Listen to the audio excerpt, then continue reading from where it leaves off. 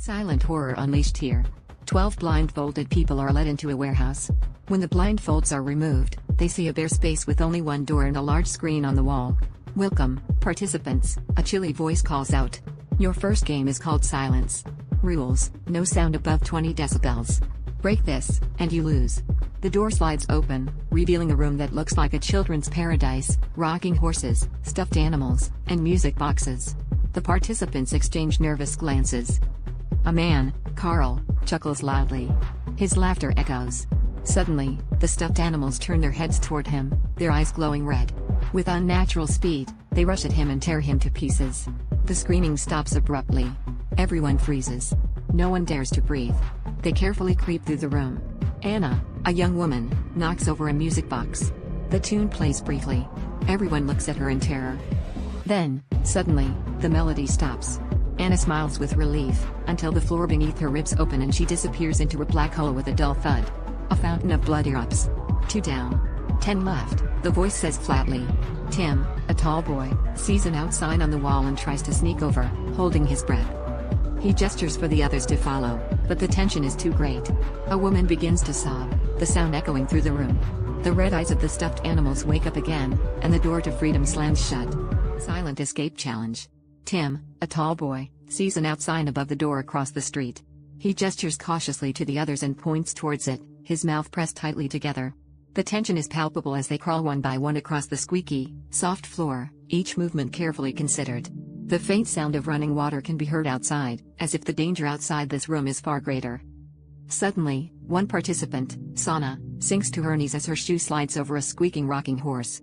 The beep is barely audible, but the screen lights up red and the voice announces, "Third violation." The walls slowly begin to move and the water level in the room rises, centimeters per second. The group clings to each other in fear, realizing that every violation brings them closer to their end. They collectively try to hold their breath, each step carefully taken to make no sound.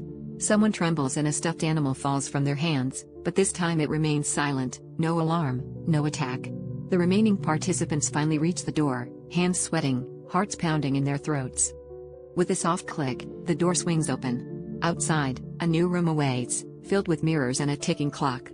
The voice rings out again, "Welcome to the next game." Here, every second is audible.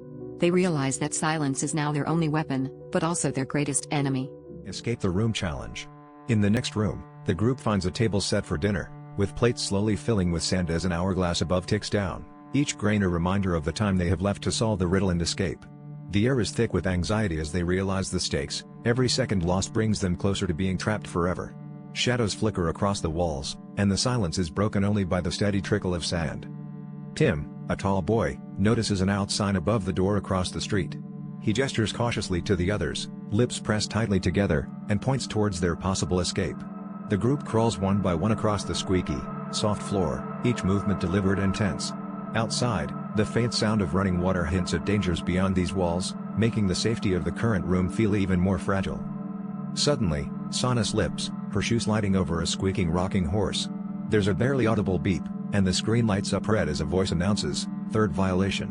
Instantly, the walls begin to close in and the water level rises, centimeters at a time. The group clings to each other in terror, realizing that every mistake tightens the trap, inching them closer to disaster.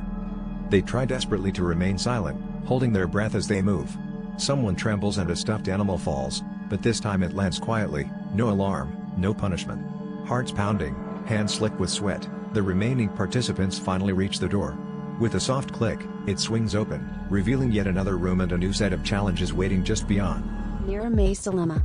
The group enters a room where every wall is lined with mirrors, but the glass doesn't show their own reflections.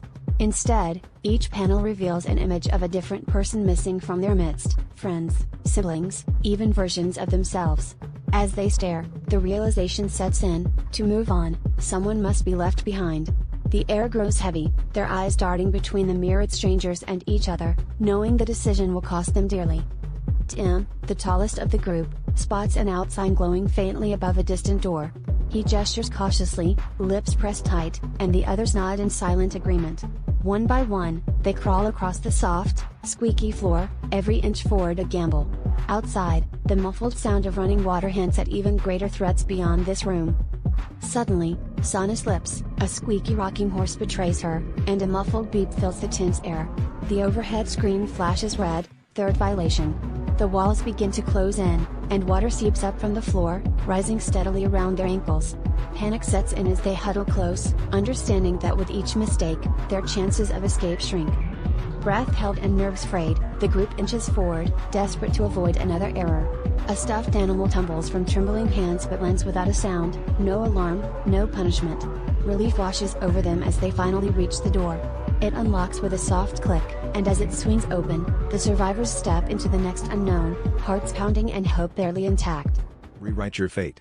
As the group stumbles into the new room, the door behind them dissolves into thin air, leaving only a chilling mural in its place. The mural moves and shifts, displaying every choice they have made since entering the labyrinth, each hesitation, mistake, and act of bravery frozen in vivid detail.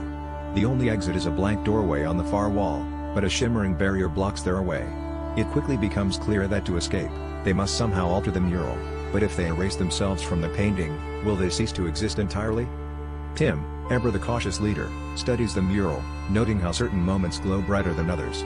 He points out that the mural seems to respond to their touch, images rippling and fading when they recall their intentions aloud.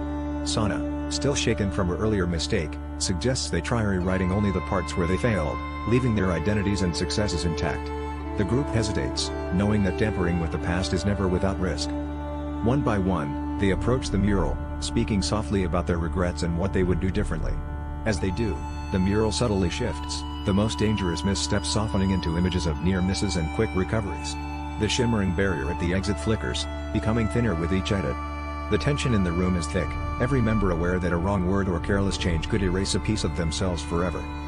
Finally, with trembling hands, they finish their revisions, watching as the mural settles into a new, less threatening sequence of events. The barrier at the exit dissolves with a faint sigh, and the group hurriedly slips through, relieved but forever changed by what they have rewritten, and what they had to leave behind.